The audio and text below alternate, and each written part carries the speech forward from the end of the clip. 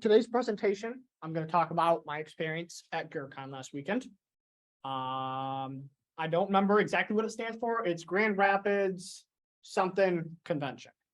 Don't remember what. But anyway, so I'll go ahead and get started. So the way I'm going to do this presentation is I'm really just going to do a quick blurb about some of the presentations. I see there's something in the chat. Sorry, give me one sec. Is audio not great for other people in this Zoom? I'll talk a little closer to my computer. Actually, yeah, I'll just talk a little closer and angle it towards me. Okay, so basically what I'm going to do is I'm going to give a quick blurb about some of the presentations that I went to. Some of them spanned like an hour, some of them spanned like 30 minutes. Some of them were way complex and way over my head, so I will just not cover those.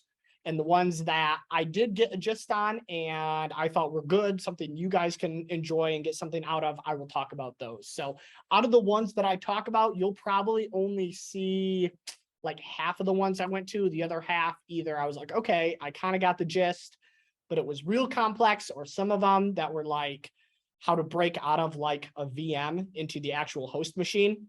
Way over my head. I'm not talking about that. Don't know anything about that.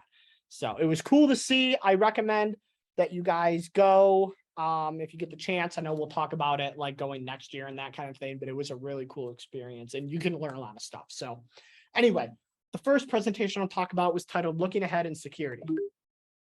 And okay, so some of the things that the presenter talked about. So this presenter actually, and I should have wrote down their names and stuff, but I didn't, because as I'm sitting and listening to these, I'm like trying to take notes, take pictures of the slideshow that they have, trying to memorize stuff for myself. So I have a lot going on. So, but anyway, I remember for this guy, so he works as a red teamer. He works like out of contract. Yeah.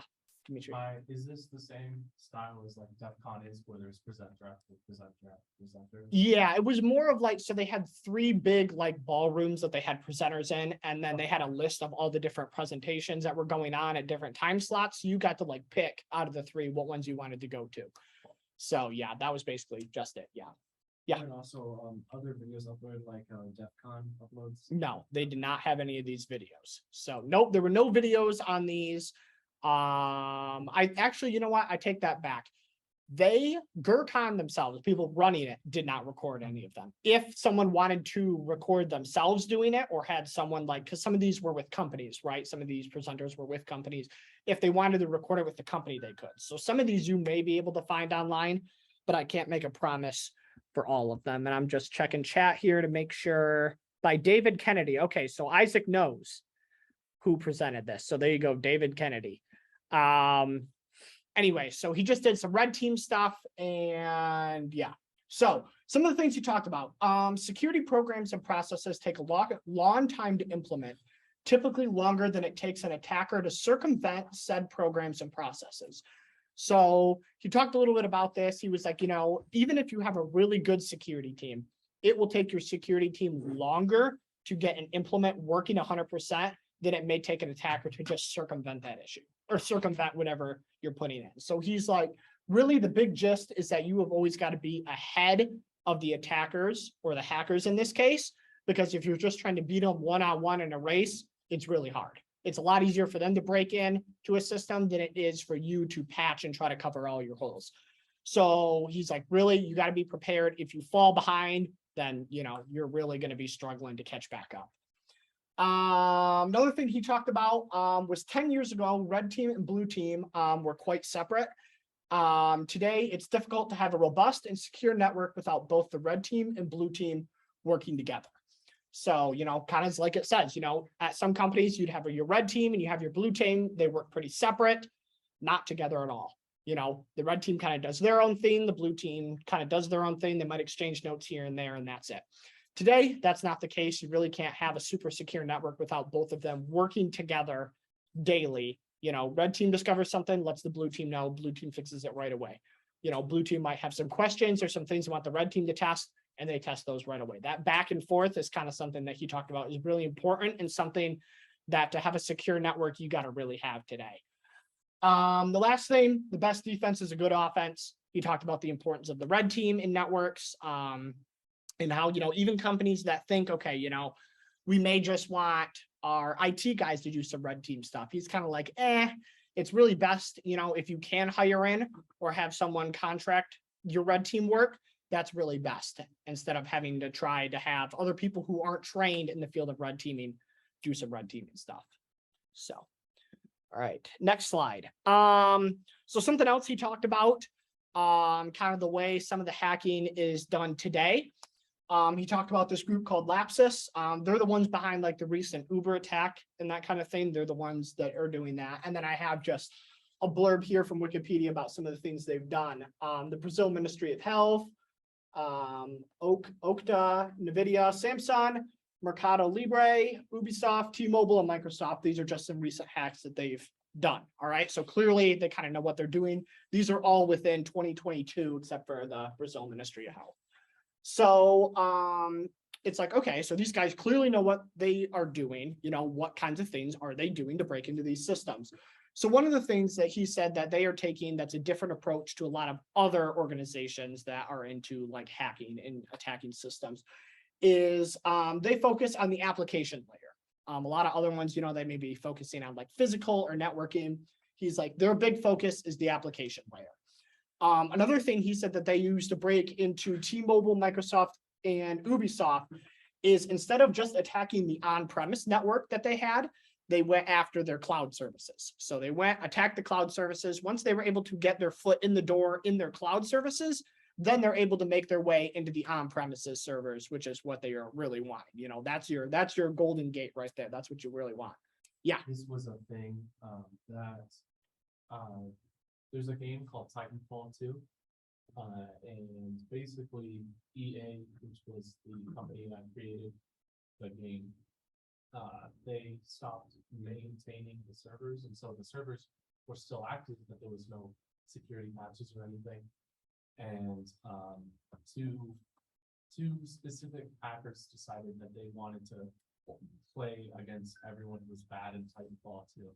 So they hacked into the cloud services for matchmaking, and they set it up so they could IP ban people by and so this is a very prevalent thing for cloud multiplayer services being so prevalent, because if you could just prevent specific people from joining, you could theoretically prevent as many people from joining as you want, right? Yeah.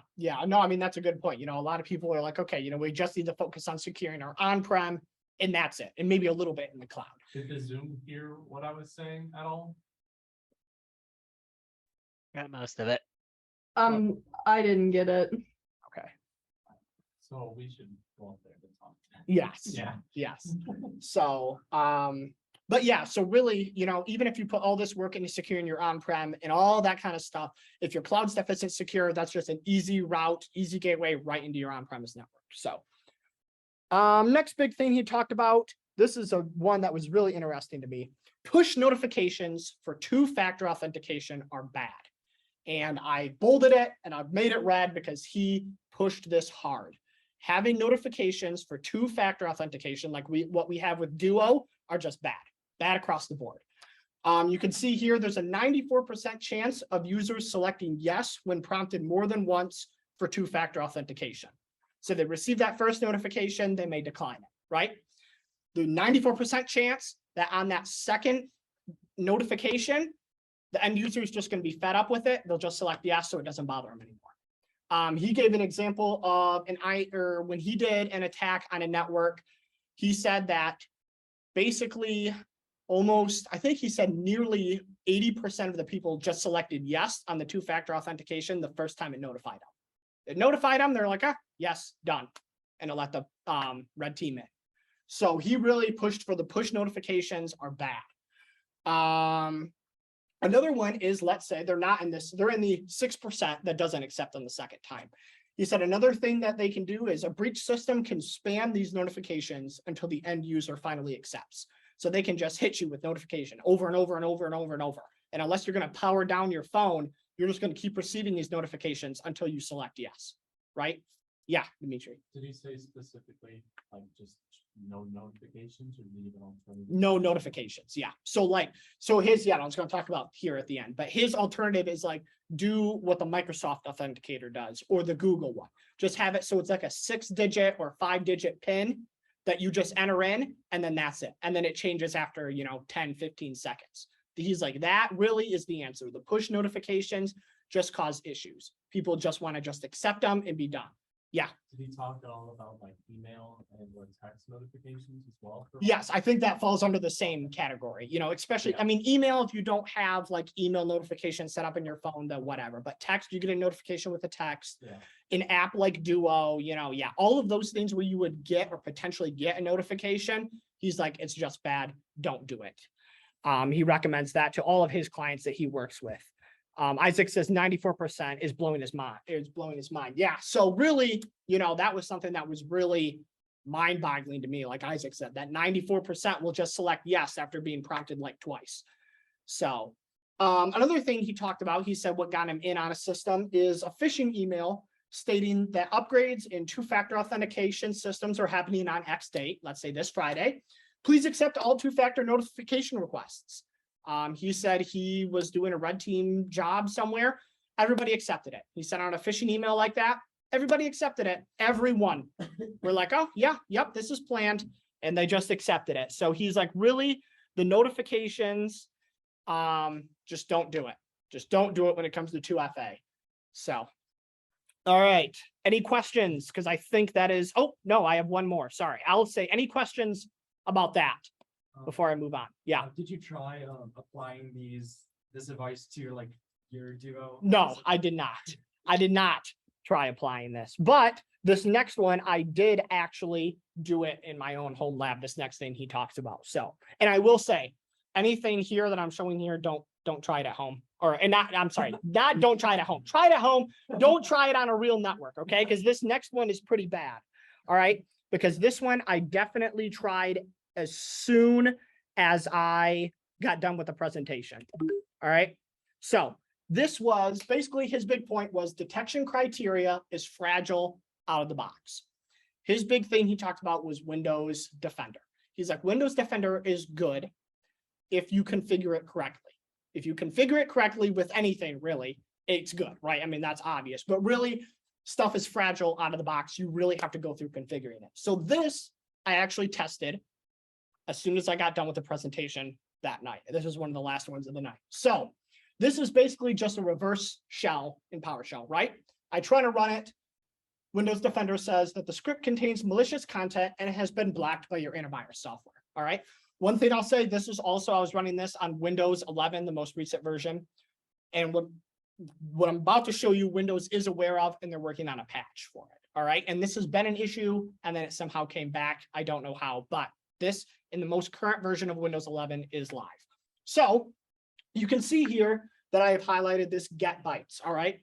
After some trial and error, I found that this get bytes is what was triggering Windows Defender to block this. It was like, whoa, whatever this get bytes, whatever it is, Windows Defender throws an error, right? If I take this get bytes, and you can see down here below, if I put it into a variable I called bytes get, plug that variable back into my original reverse shell and run it, it's running, no issue, just ran. Just like that, just took whatever it didn't like, put it under a variable, ran it, no problem.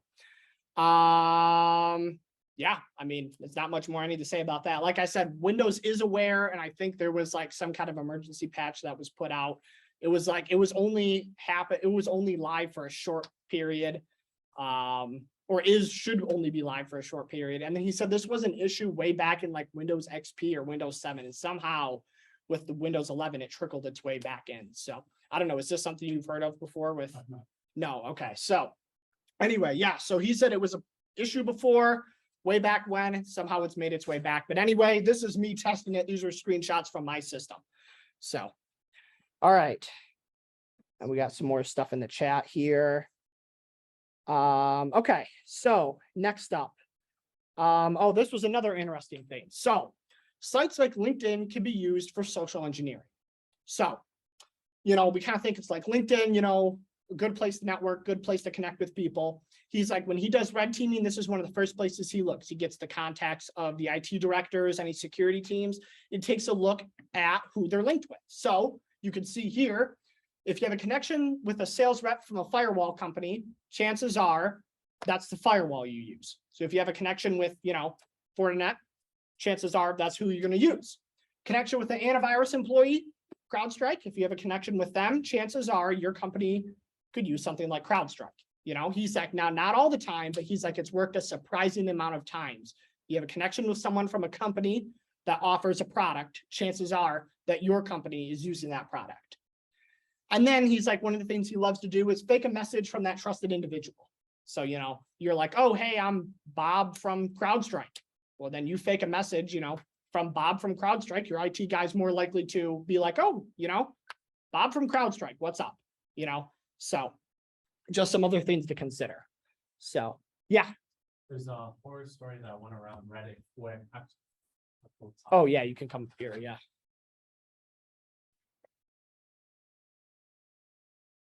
There's a horror story that went around Reddit that in order to get revenge on this person's ex, they created a fake LinkedIn company as well as a bunch of fake LinkedIn employees. And their ex was looking for jobs at the time, and they had them fly out to this fake location at the other end of the state with all of their savings, and they got stuck there because they thought they were hiring for a job. And so social engineering on LinkedIn is kind of spooky. How many people in this room have been on LinkedIn and just hit connect whenever somebody like join or tries to connect with you on LinkedIn? Except Dr. Banfield, because he doesn't have LinkedIn. Why? That's why, exactly. So, all right. So that was the end of, again, the looking ahead in security. Like I said, I just talked about the blurbs. Obviously, he went a lot more depth with some of this stuff. So that's why I really recommend, if you can make it to any of these conferences, really do. But all right, any questions on that one before I move into the next one? So, because there may be stuff that I know from it, but Did he show any specific Windows deployment rules, like that was covered?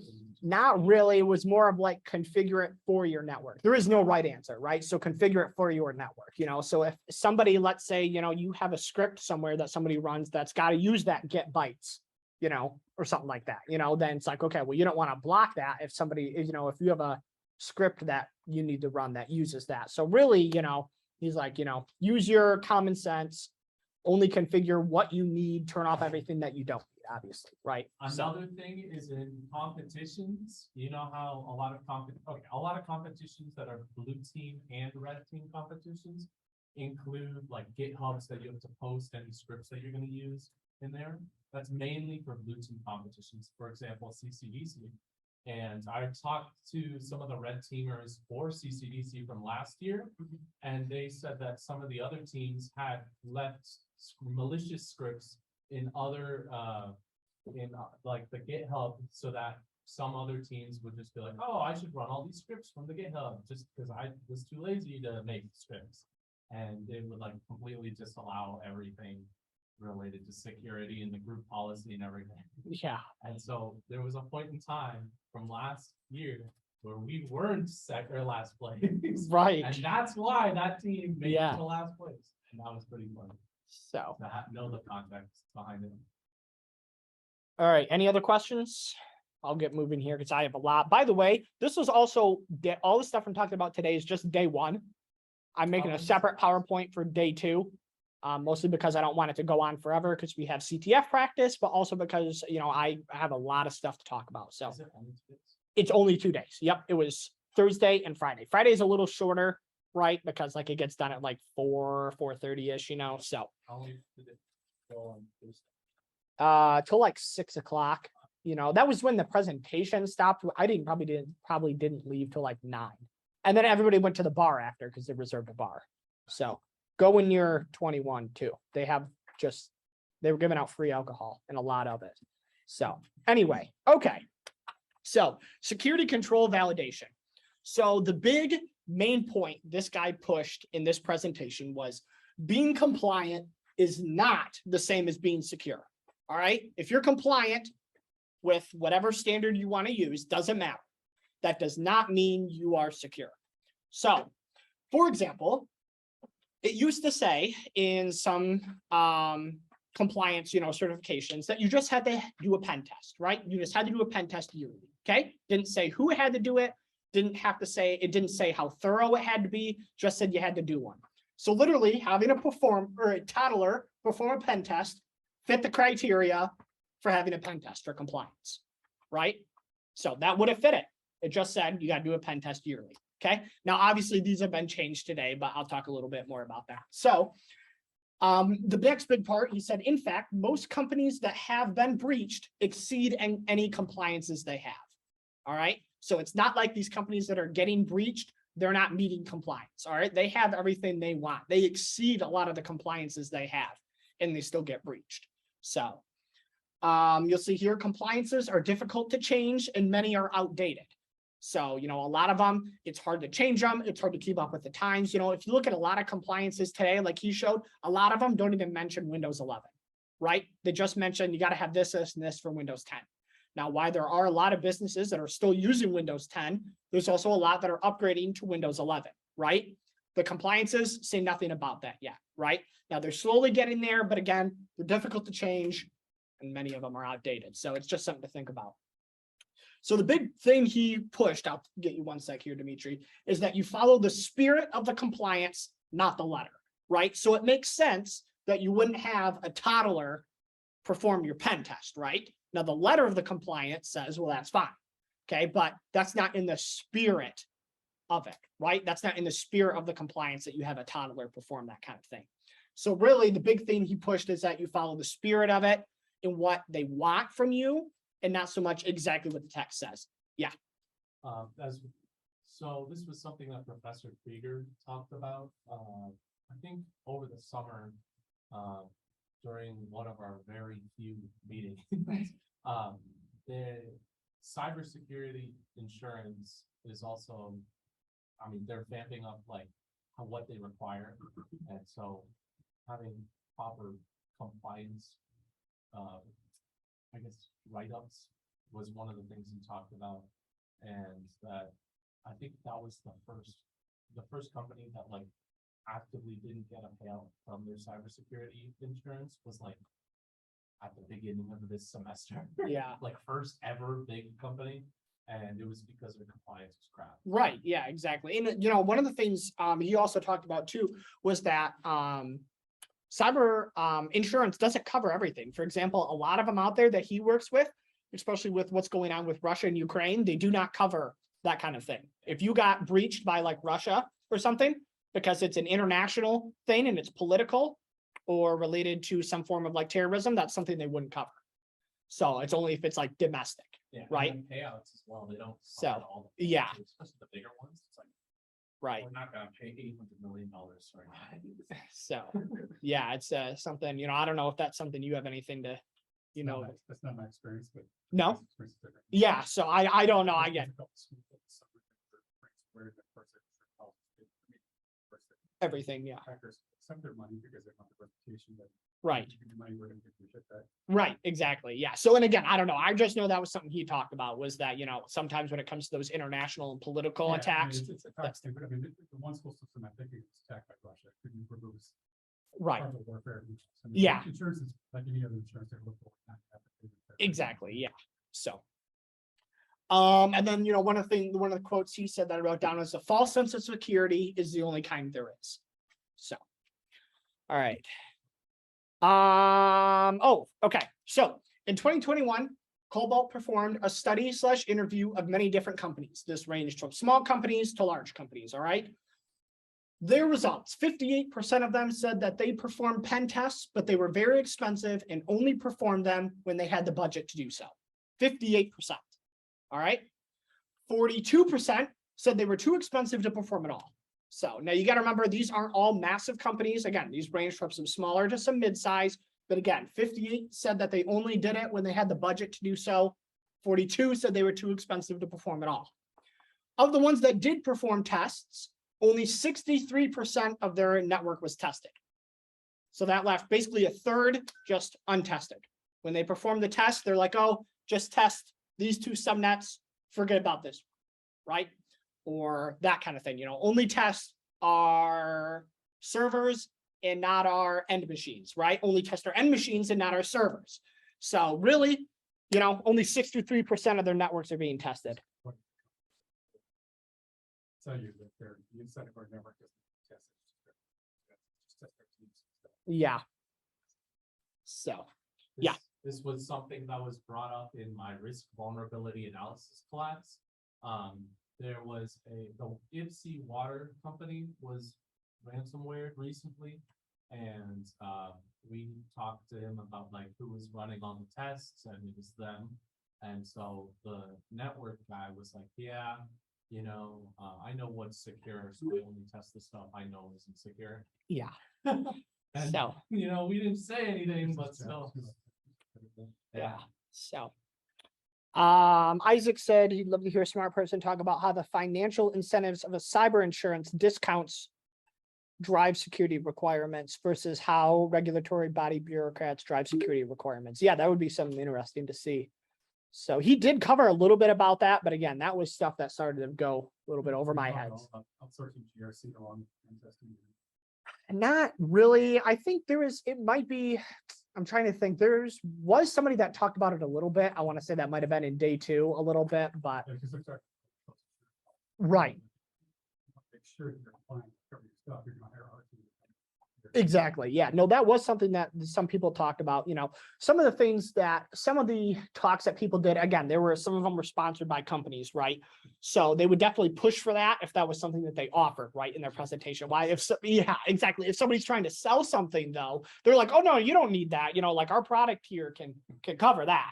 So, it was a little bit, you have to take some of the stuff they say with a little bit of a grain of salt. So, and then right here, I just have a quote he had up there from Sun Tzu saying, to not prepare is the greatest of crimes. To be prepared beforehand for any contingency is the greatest of virtues. All right. So this was the final kind of just main points he hit on. Compliance frameworks are a great start, but they're not the destination. Once you hit compliance, you don't need to be like, all right, we're done. That's it. They're not the destination. Changes to our internal environment are not the only reason for our attention. The external threat landscape is just as important. So if something changes in your internal network, like you get a new server in, you open, you get some new application in, that's not the only reason you should perform some kind of pen testing or check in your network. External threats are just as important. Having a component in your environment with a vulnerability does not mean your environment is vulnerable. So if you have one thing that's vulnerable, it's just, he's like, listen, he's like, no network is going to be perfect, right? So don't, lose your mind over one vulnerability, one system that's vulnerable. Obviously, you'll want to take care of that, but note that if one thing is vulnerable, it doesn't mean your entire network, is, up in the air and that anybody can get in. Validate your controls. Do not assume they are being configured. This is supposed to be correctly for your environment. So this is something I hit on a little bit earlier, but really when you get something, it's not going to be good right out of the box, right? You got to configure it for your network and your specific needs. Test your controls just like the hackers will test them. Don't just be like, oh, looks like it's working and leave it at that. Actually, he's like, really beat on your machines, really try to break into them or hire someone else to try to really beat on your machines and break into them. Don't just, give them a quick test and then say, oh, they're good.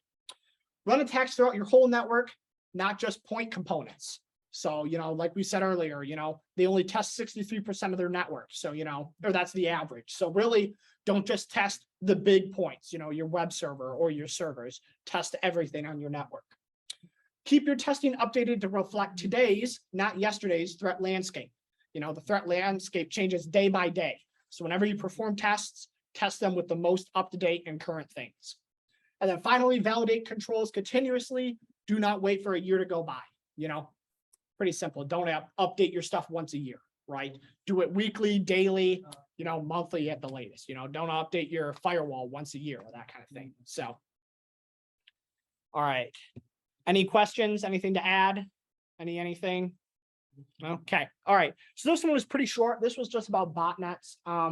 This guy worked for Fortinet, and I'm not sure why he was doing this project, but his objective was, or actually here, I have it on the next slide. His objective was, can you take over and resurrect a defunct botnet?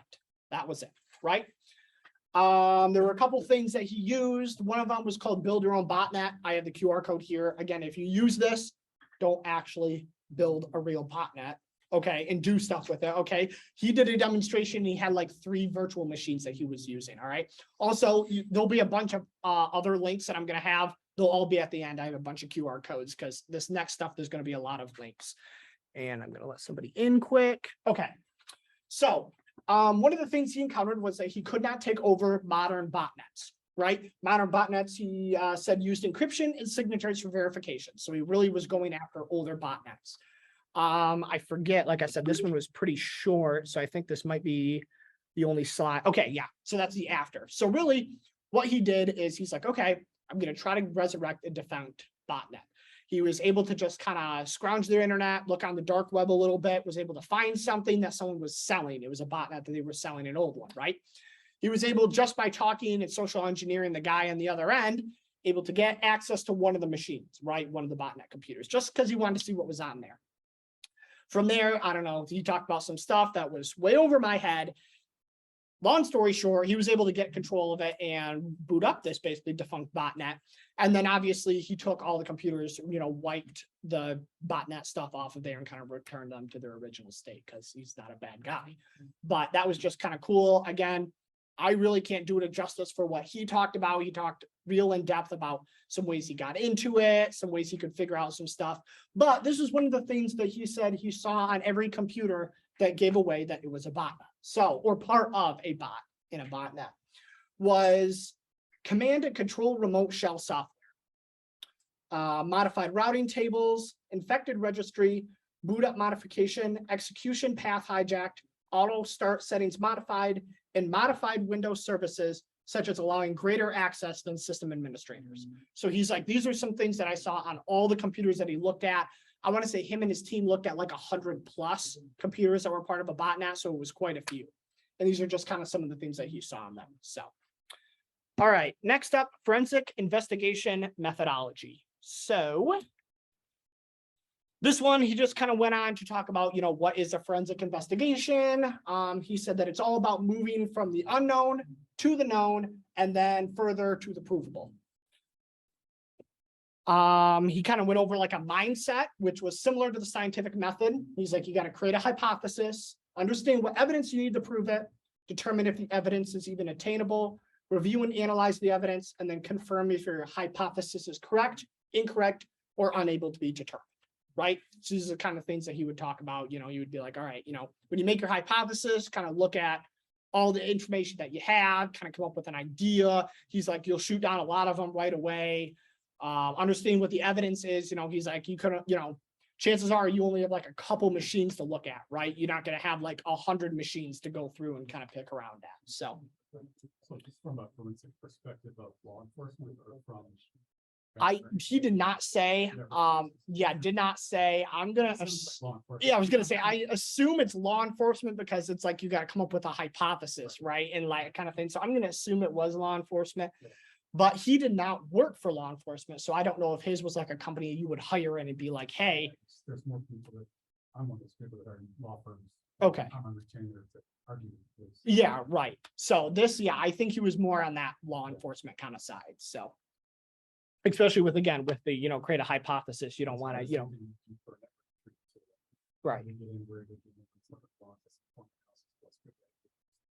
Yeah. And then he kind of gave, this was his gold standard for a successful investigation. He said, success should be based on the quality of the analysis, the completeness of the investigation, and if we were able to accomplish the objective based on the technical and time constraints that were in play. So that's kind of his golden standard. So I know I'm going through these kind of fast and not talking in depth. I'm just kind of hitting the main points. There were a lot of technical details he talked about in between these. Okay, so this is one of the things that he recommended that anybody doing any kind of forensic investigation uses. So this is kind of relatively new. It's called the MITRE attack framework. I don't know if you've heard of it. Anybody in here heard of it? That's much more about network forensics than law Yeah, okay. So, and then, yeah, you've heard about it. So, he just kind of goes over widely used, free and open to everyone. It's a collection of adversary tactics, techniques, and procedures. We talked about the tactics, where the technical goals, how do you achieve your goals, and then the procedures for the improvements of techniques. So, and then it's used for cyber threat analysis, building defense platform, threat hunting, and emulation, red teaming, and threat modeling. So, anything to add? I don't have any experience with it. I saved the link, but I've never used it. Good stuff. It's It- really good fit. Okay, yeah, so it's pretty advanced then. That's So- good stuff. Yeah. Then he talked about some other stuff. So the attack navigator and the attack defend. Again, you guys can scan these if you want, but they'll also show up at the end too. So I don't have a lot of experience in them, but I know they're free, open to use. He was very passionate about like this might become like the standard for the future, right? Like you've got to use this kind of stuff. Or this stuff, maybe it's not the standard, but a lot more. He expected a lot more companies and organizations to start using these kind of platforms. So all right. So this was kind of, I think this is my last slide actually. Oh, yep, it is. Okay. So, this is basically kind of, he gave this, I remade this because again, I had a picture of a PowerPoint and it wasn't very good or clear, but this is kind of how he described his methodology that him and his team use. So you kind of do your preparation. This includes both preparation before and preparation when you're performing an investigation.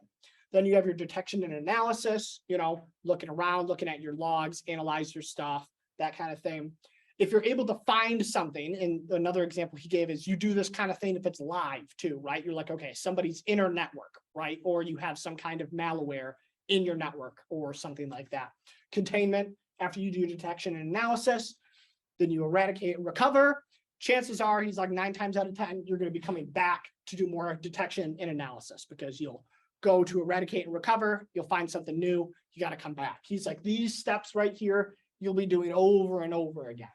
And then finally, your post-incident cleanup, you're going to come back and take everything you learned to prepare for next time. So, and then with that, I think is my last page. Yes, it is. So these are just a bunch of QR codes from a bunch of different tools that they gave. Obviously, we talked about the MITRE ATT&CK, Navigator Defend, build your own botnet.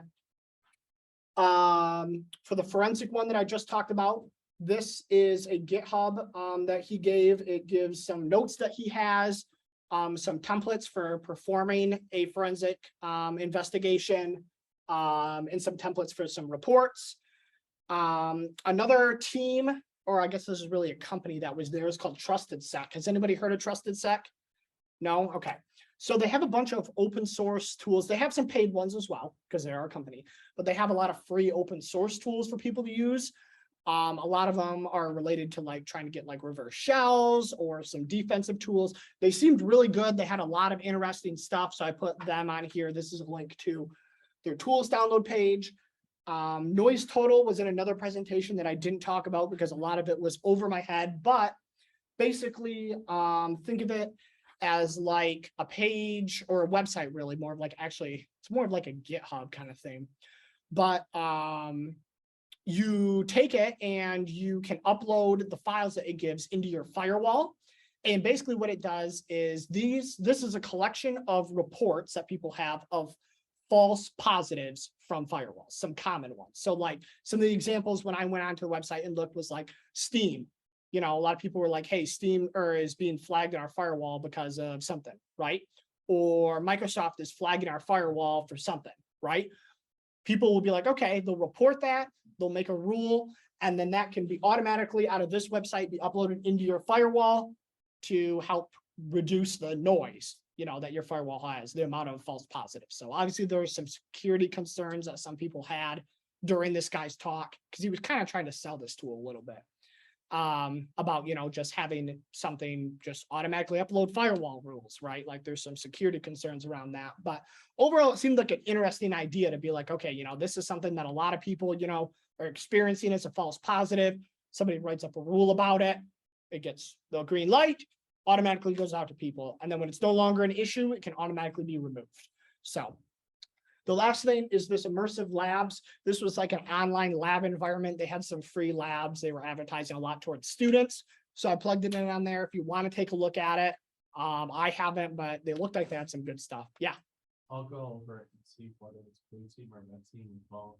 the immersive labs, Pardon? the immersive lab Yeah. stuff. I think it's more blue team. It's a lot of like hardening and defending of systems. There's a lot so- of good blue team resources, but most of them focus on like forensics investigations rather than actual hardening. Right. Yeah, I'm not exactly sure. That'd be great. Okay, so the last thing I have here, and I see I have something in chat. Isaac said he was recommended a class called Investigation Theory by Chris Sanders. By a Super Digital Forensics and Incident Response Guy. It's available online and supposedly typically has a steep discount around the end of the year holidays, still like $300. So something to look into. It was called Investigation Theory.